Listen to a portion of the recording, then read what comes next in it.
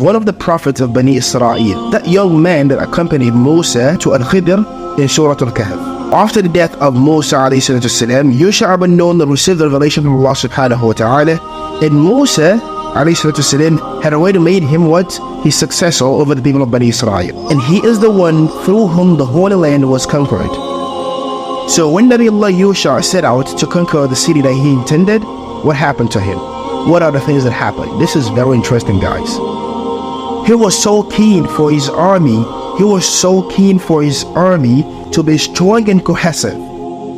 Therefore, he excluded from his army fighters who might be the cause of defeat for him, because their hearts are so preoccupied by the worldly matters that they could not rid themselves of it. We're talking about worldly matters that you cannot that consumes the heart and the mind, that would make you lose absolutely focus in anything you're doing.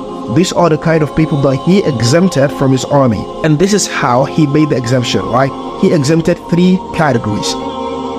So the first category of the people that he exempted from his army are the people who just got married, or the newlyweds who are yet to consummate their marriage. Undoubtedly, the heart of this kind of people will be so attached to their spouses. And that is why he said, you know what? If you just got married, if you have recently got married, and you have not yet consummated your marriage, you're not coming with me on this battle. Because I need people with what? With focused mind and concentrated hearts. Then the second category of the people that Yusha ibn Nun exempted from his army are the people who are building a house. A person building a home and is yet to complete the building. A person building a new house, a new home for them to live. And they are still in the process of building the house. So he said, if that is your case, you're not coming with me. Just be with your worldly matter and fix that. Okay? And the third category of the people that he exempted are who? Are people who had goats, sheep, or pregnant camels, and they were awaiting their births. So this kind of people as well are exempted from his army. Imagine the bravery of this prophet, who was also a commander. He was like the mastermind of war. He knew that winning battles is not just about having large army or having the large numbers of fighters, but it's all about having the smart fighters, all about having the focused minds. So Yusha ibn Nun, he let out folks that have their minds preoccupied by worldly affairs. Maybe people are newlyweds, or the person who is building the house and is yet to complete the construction yet, the one who just bought sheep or pregnant camels and they're still awaiting their births. So now, after doing all of this, Yusha ibn Nun set out and they marched to the village that he intended to conquer. And as they approached the city, the day was drawing to a close, because it's almost night time. Because they arrived, according to the scholars, they said he arrived at the city around like after Asr, and it's around the evening. The day is coming to an end, and the sun is going to set. Now that means the chances of them taking the city at night at that time of the day is not so strong, right? Because definitely fighting at night during their time is definitely not an easy task. It's not going to be easy. It's going to be tough. It's going to be really difficult to fight at night, because they don't have all the things that we have in our time right now. And some scholars, they say the reason could be that the day that he waged out this war could be that day was the day of Al-Jum'ah, was Friday, and the next day would be Yom al-Sabt, which is the Saturday. And it is haram in the Sharia of Musa, in the Sharia of the people of Bani Israel at that time, it was haram for them to engage in al-qital, in fighting on Saturdays. So Yusha ibn Nun, he knew it's night time, and if he is going to continue with this plan, fighting at night is not going to be easy. So he would have to retreat.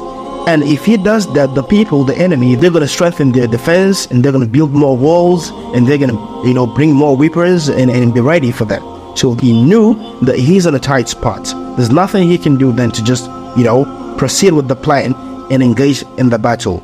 Out of the strong humanity he had in Allah subhanahu wa ta'ala, knowing that he is actually on the path of Allah subhanahu wa ta'ala, and the sincerity he had in this fight. And you can actually see that. Look at what he had to do. Look at what he had to do when he's trying to select the army that's going to go with him. Look at the exemptions he made. Look at that level of iman and faith in Allah subhanahu wa ta'ala. So this is not just an ordinary faith. This is a very deep and strong, firm iman in Allah subhanahu wa ta'ala. So what he did is, he turned facing the sun.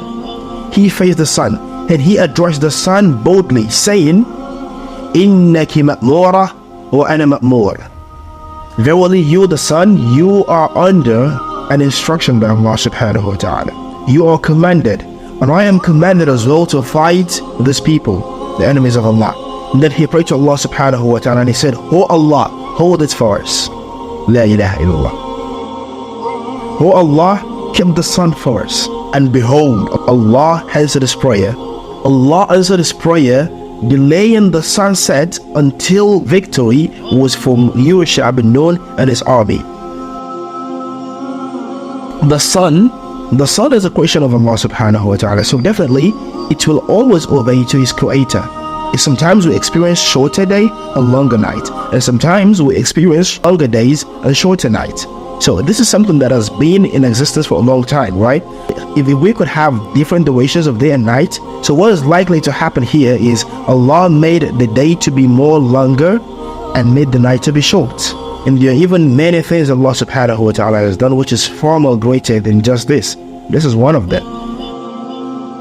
This is the story of Yusha ibn Nun.